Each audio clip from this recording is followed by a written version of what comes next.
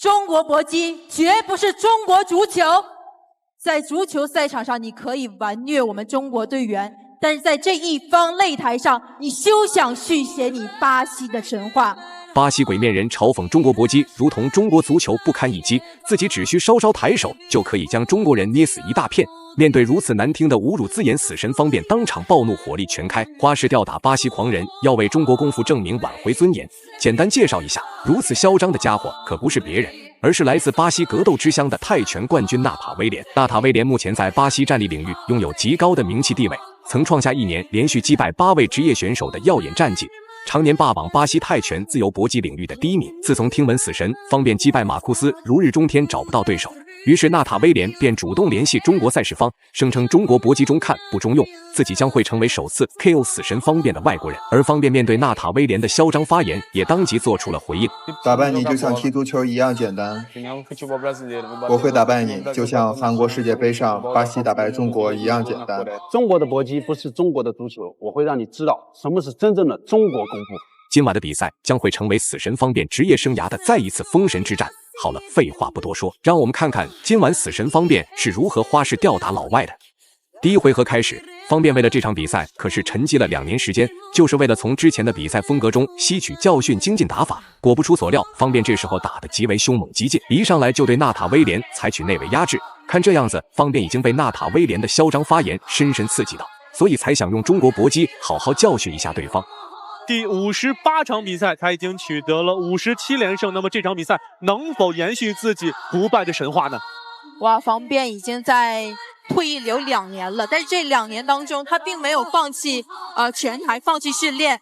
他一直每天都是非常自律的，然后来到自己的俱乐部，跟这些俱乐部的所有的运动员们带他们训练，自己也保持了训练，所以这一份精神就足以我给他我全部的尊重。确实是这样。那方面呢，作为一位36岁的老将，能够在这场比赛接受这个相差9岁的巴西选手纳塔威廉的挑战，本身呢就值得我们去尊重，因为我们知道。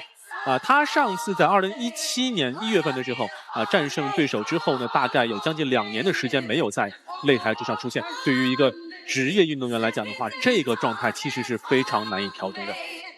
好，我们看到纳塔威廉，刚才这个低扫踢直接被方便接腿方便的打法大家可能都非常的熟悉了。拳法虽然不多，拳腿不多，但是呢，抓住对手的漏洞，施以重击大家都知道，方便的拳腿招式也许算不上最重的那一位，但是在擂台上，方便总能抓住关键的时机，对对手进行精准命中。纳塔威廉就算被方便下劈腿嘲讽，也不敢做出太过激的行为。上台之前，纳塔威廉或许可以口出狂言，嘲讽所有人。可是方便一旦发力，绝非纳塔威廉可以抗衡的。这也是为什么从开始到现在，纳塔威廉一直小心积极，不敢向前逼近。其实他的对手纳塔威廉呢也是来势汹汹早期他曾经获得过像这个泰之战75公斤级的冠军2016年也是拿过这个极限泰拳赛的冠军。那在今年也是曾经战胜了我国著名的选手搏击名将火麒麟徐岩，达到了荣耀东方的这个冠军。所以这场比赛对于纳塔威廉来说，能否一战成名，就在这样的一个机会。好的，我们看到方便整场比赛开始打游走，但是要注意，纳塔威廉是一个很善于抓住对手体能漏洞的选手。上次在对阵徐岩的比赛当中也是这个前2回合发力并不是很多，但是在比赛当中最后呢阶段对对手施以重击。好的，纳塔威廉，你看出招不多，但是每招都非常的狠毒。你可以看出这位年轻人有多么希望能够战胜死神方便。好，比赛来到第2回合，目前的纳塔威廉面对方便依旧是胆战心惊，完全不敢轻易的接近方便内围。那是因为方便抓反击的能力特别强悍，只要纳塔威廉有一丝防守破绽，不是被方便击倒，就是接腿进行反击。所以纳塔为了教练开始大喊不要给方便喘息机会，否则只会被方便牵着鼻子走，承受更多重拳。这个西蒙马库斯接腿摔，好的，可以看得出方便的功底是非常的扎实。超人拳，这场比赛纳塔威廉也是在等一个机会。其实纳塔威廉的重击也是颇具威胁，但是美中不足的是他在比赛的节奏和整个连击上会稍稍的有一点点的问题。好的，前手摆拳又是再次击中，但是纳塔威廉毕竟是一个年轻方便9岁的这样的一个选手，抗击打能力绝对没有任何问题。好，推下巴，这个简单的动作应该是在范围之内。前手板，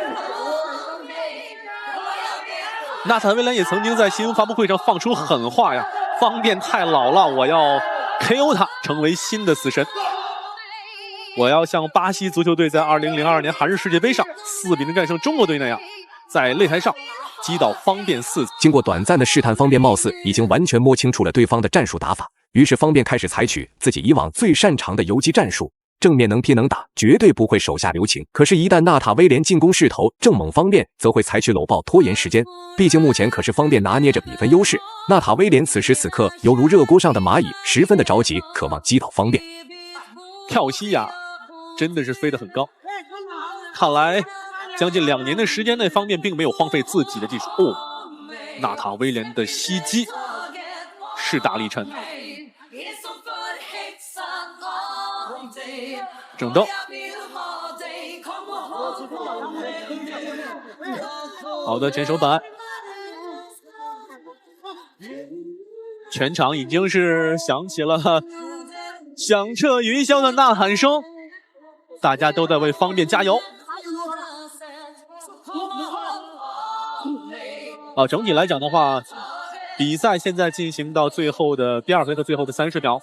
方便还是能够掌控整个场上的节奏感和主动。小心，要小心纳塔威廉的前腿3公步的一个正蹬和膝顶啊！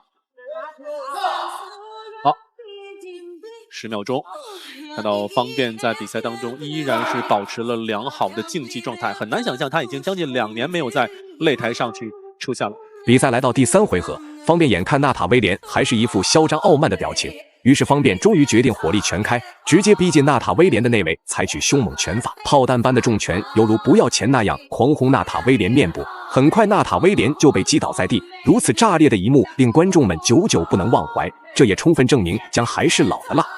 哇，现在场上的气氛已经达到了最高潮，看一下纳塔威廉，加油，漂亮劈挂腿，哇，顶戏！哇哦，威廉还是经验很丰富，很丰富啊！这个比赛是不允许进行连吸的。哇哦，小低边，方便真的是状态很棒啊！没有想到，真的没有想到他是将近2年没有打比赛的选手。所以这就证明我没有说谎，真的，方便每一天都在特别刻苦的在训练，带着队员训练。是这样的。是的。哇，刚刚问东尼去哪了，其实东尼去呐喊了。没错没错，东尼因为今天很辛苦，要主持，要去做今天的解说。哇，现在方便已经打出了火气。没错，漂亮一个飞膝。不着急，现在接下来的话应该是稳住自己的节奏。